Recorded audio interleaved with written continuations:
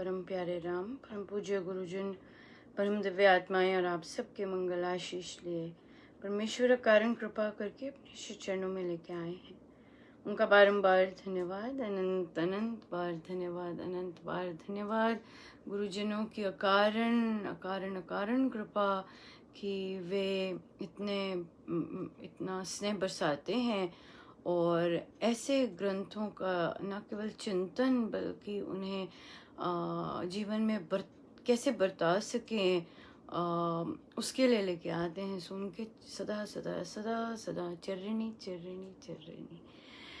हम लोग हैं पेज 1010 पर और हमारा चल रहा है पांचवा श्लोक दूसरे अध्याय का। पर हम थोड़ा सा पीछे से 109 से आरंभ करेंगे, थोड़ा सा जाकर, क्योंकि कंटिन्यूशन में है। हाँ, यहाँ से करते हैं। ऐसे ही कल्पनातीत क्रिया युक्त परमाणु पुंजों के संयोग और विकास का परिणाम पंच महाभूत है। उन्हीं पंच महातत्वों से जैसे सृष्टि के अन्य अनेक पदार्थ बने हुए हैं, ऐसे ही मनुष्य का शरीर ही बना हुआ है। मनुष्य के शरीर का भी प्रत्येक परमाणु एक रस निरंतर क्रियाशील है। इस प्रकार सब सृष्टि की सारी रचना में स्वभाव से क्रिया पाई जाती है, तो मनुष्य में भी क्रिया का होना अवश्यम भावी है। क्रिया का ही दूसरा नाम कर्म है। ऐसे नैसर्गिक कर्म के नियम को कोई मनुष्य पल भर के लिए भी कभी बंद नहीं कर सकता।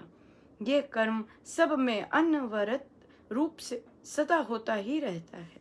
इस कारण कर्तव्य कर्म के त्याग का सिद्धांत केवल कोरी कल्पना मात्र ही है। मनुष्य की देह में अन्य भी अनेक छोटे छोटे कर्म रात दिन आप ही आप अनवच्छिन्न रूप से होते रहते हैं।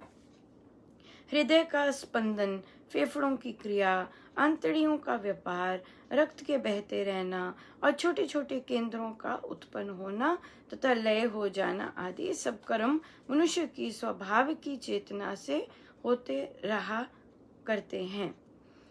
इनका निरोध भला कोई क्या करेगा। ऐसे असंख्य कर्मों का क्रमशः होते रहना ही मनुष्य का जीवन है।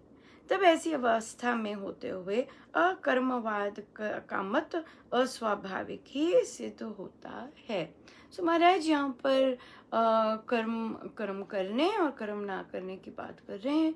सो प्रभु बता रहे हैं कि मनुष्य की देह में प्रत्येक जंतु, प्रत्येक हर चीज ही इतनी ज्यादा क्रियाशील है, तो हो ही नहीं सकता कि वह कहे कि मैंने कर्म नहीं करना या बिना कर्म के रह सके। और फिर महाराज बोल रहे हैं कि अकर्मवाद को सृष्टि नियम के विरुद्ध बताकर महाराज ने कहा अकर्मवाद सृष्टि के विरुद्ध है, क्योंकि सृष्टि स्वयं ये सब इसमें चलायमान होती जा रही है और इसमें सृष्टि में स्वयं इतनी क्रिया है। तो इस चीज को, अकर्म को कैसे सृष्टि के विरुद्ध बताया, तो ये आगे महाराज बताएंगे। जो जन हाथ पांव आदि कर्मेंद्रियों को कर्म करने से रोककर इंद्रियों के विषयों को मन से चिंतन करता रहता है, वह मूढ़ आत्मा मनुष्य मिथ्याचारी कहा जाता है। जो मनुष्य, यहाँ रुकते हैं, बहुत गूढ़ है तो छोटा छोटा लेके करते हैं।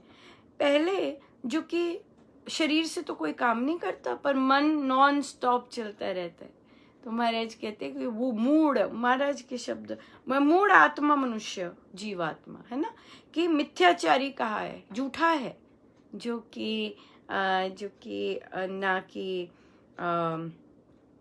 केवल बाहर के तो सारे कर्म रोक दिए पर मन ही मन नॉन स्टॉप चल रहे हैं।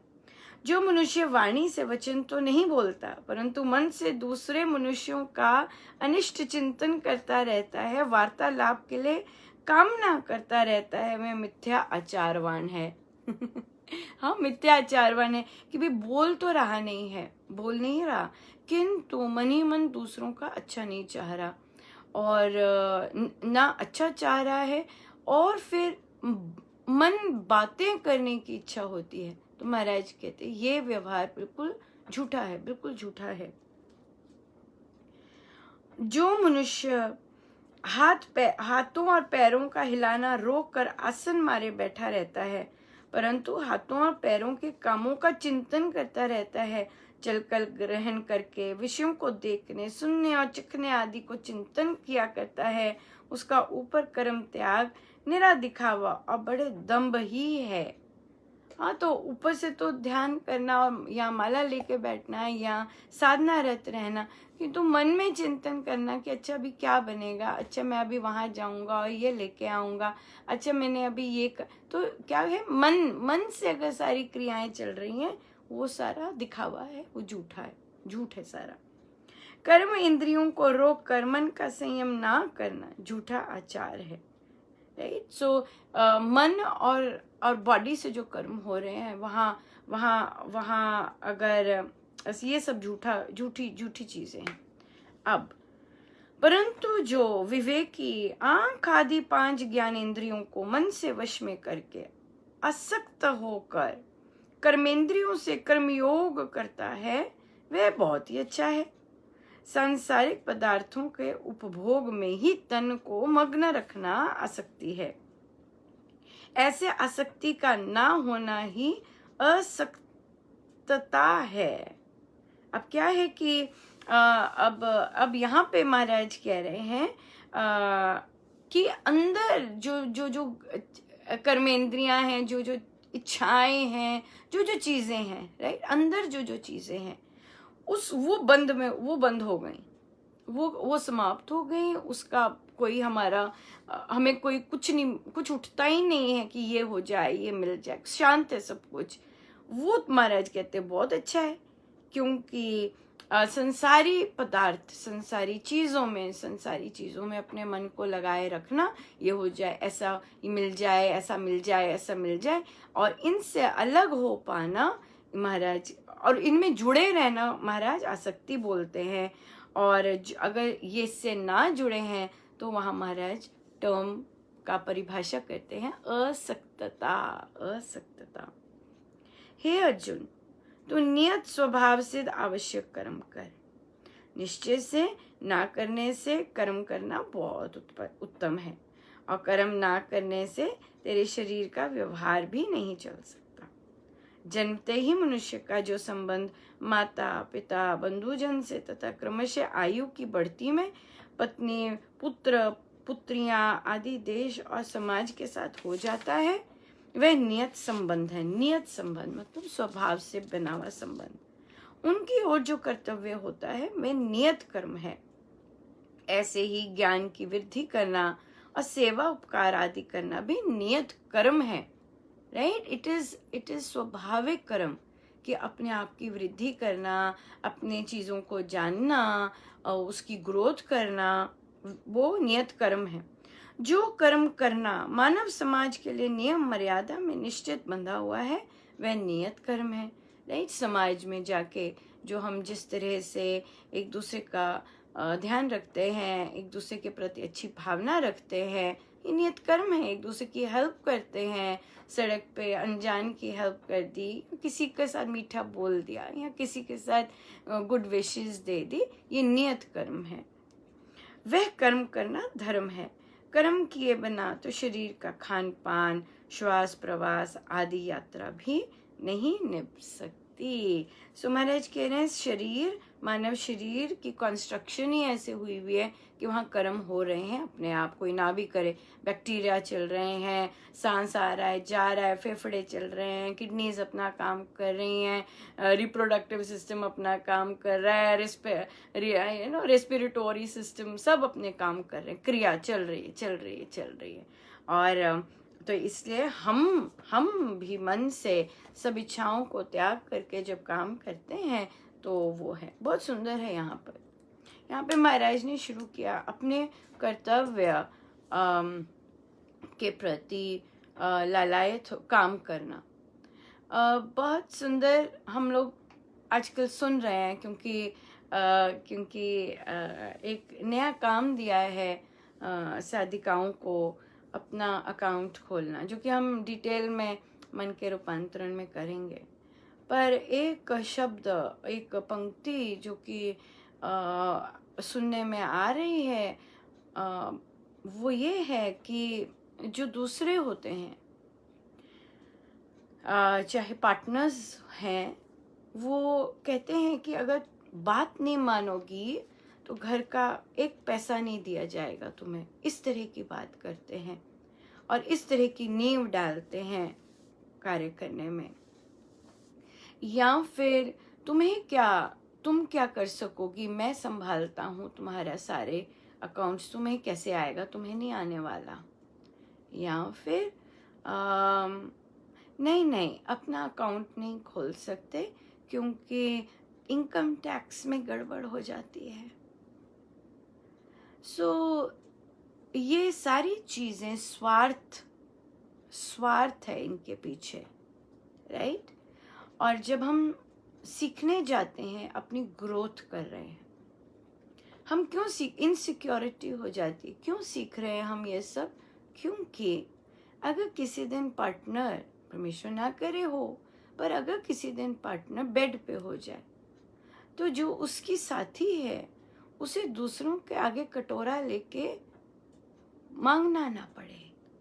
वो उनकी माँ को, उनके पिताजी को, उनके बच्चों को बड़े स्मूथली जो वो रख के गए हैं, अगर उनको आगे बढ़ा सके। किंतु अगर वह अज्ञानी ही रही और केवल बर्तन ही मांजती रही और खाना परोसने के लिए हो जाए, तो अगर ऐसी हैपनिंग हो जाती है फैमिली में, तो उस बेचारी को दर दर बहुत भटकना पड़ता है, अपने उन्हीं के माँ बाप के लिए या अपने बच्चों के लिए, राइट।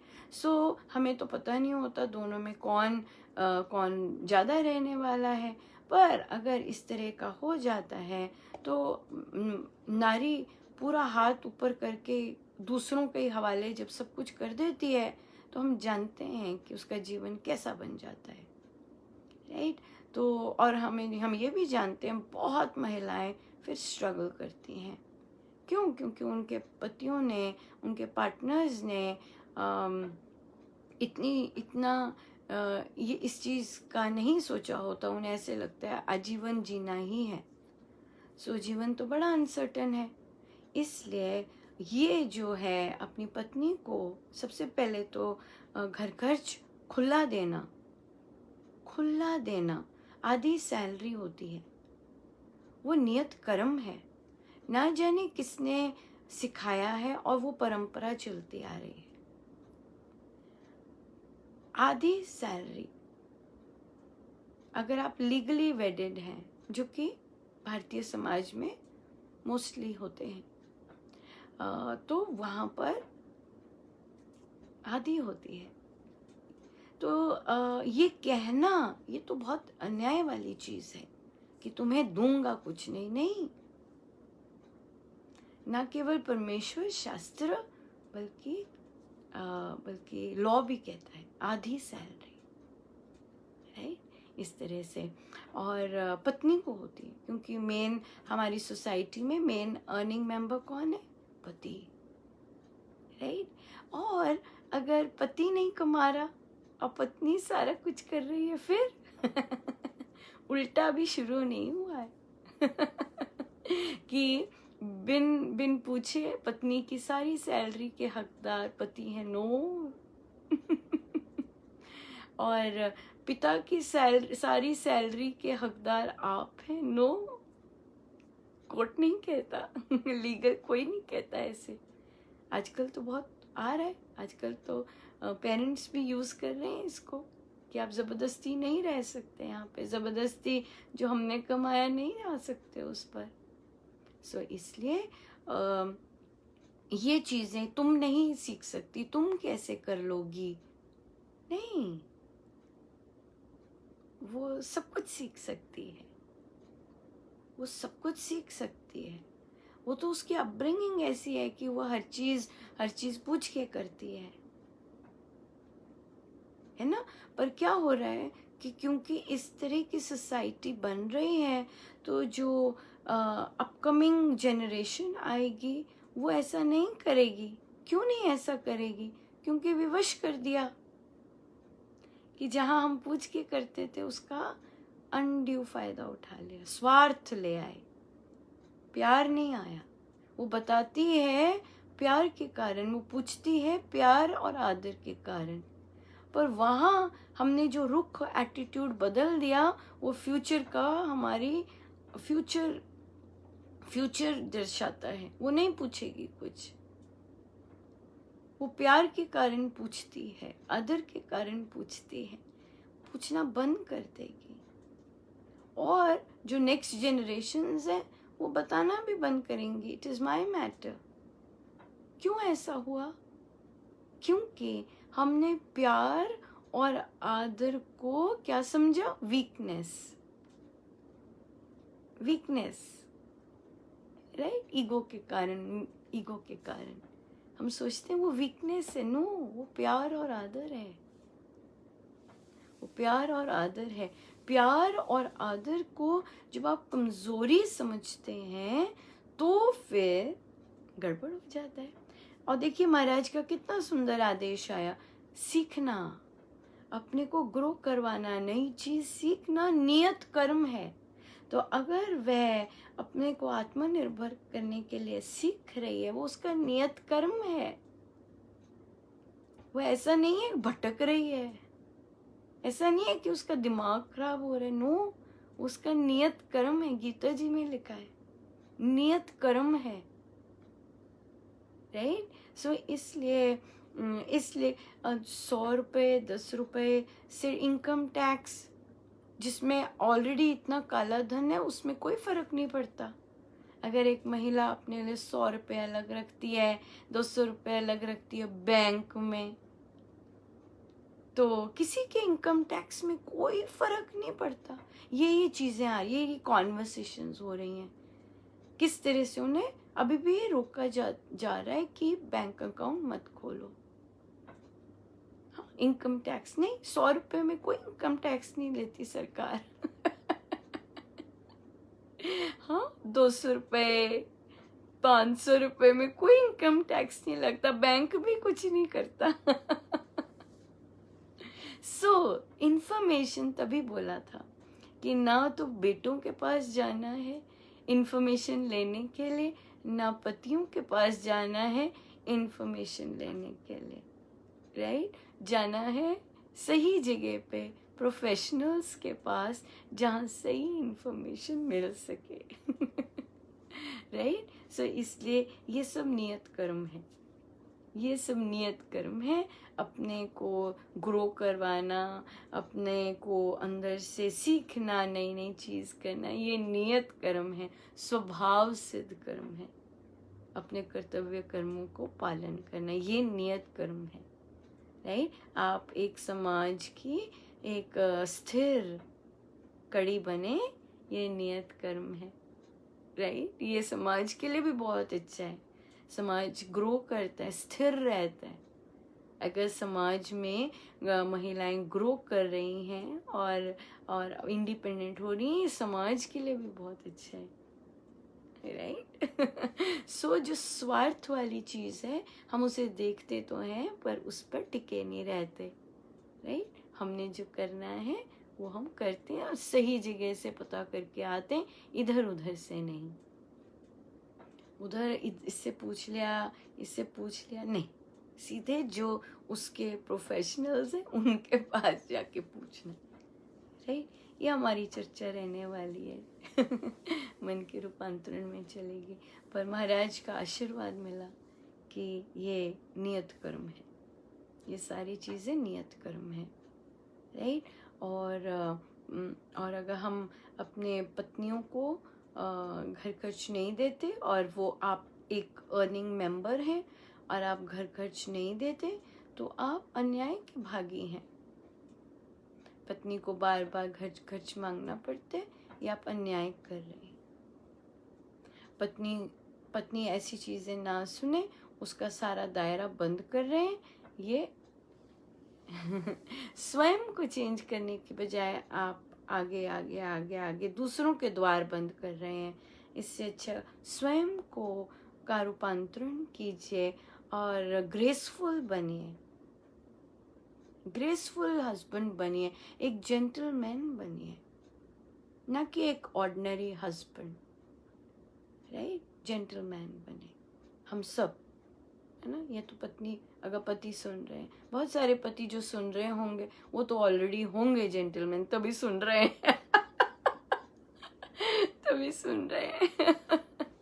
तभी सुन रहे हैं। सो महाराज का बहुत बहुत बहुत बहुत धन्यवाद कि वे लेके आते हैं और अपनी चर्चा करवाते हैं और सिखाते हैं कि उनकी क्या इच्छा है और हम चलते जाए। बहुत बहुत धन्यवाद। आइए हम ध्यान पर बैठे।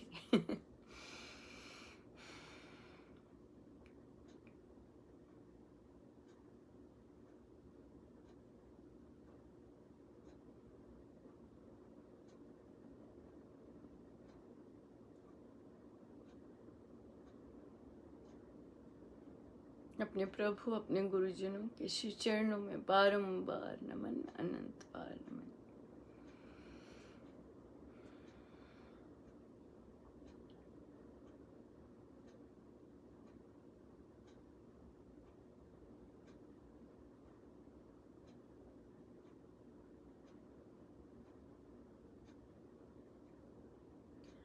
संसार में जब हम झूठ, कपट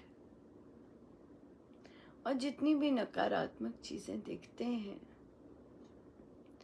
और उनको देख के शांत रहते हैं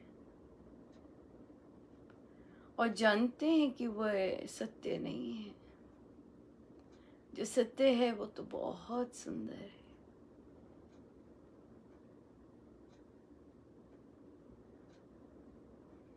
रूप रंग से पार, निराकार,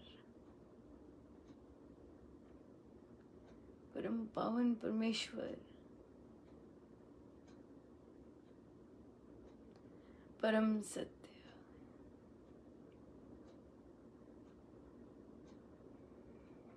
वही शांति है।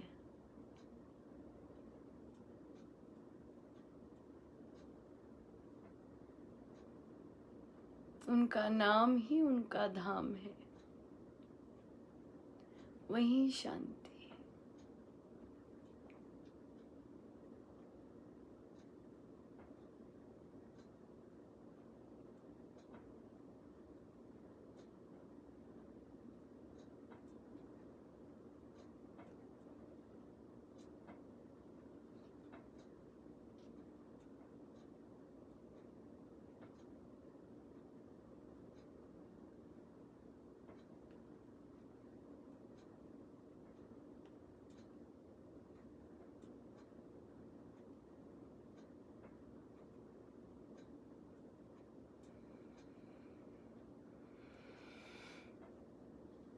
जितना हो सके हम अंदर संयुक्त रहें सब गुरुजनों का, उन्हीं के श्री श्री चरणों में। जय जय राम, जय जय राम।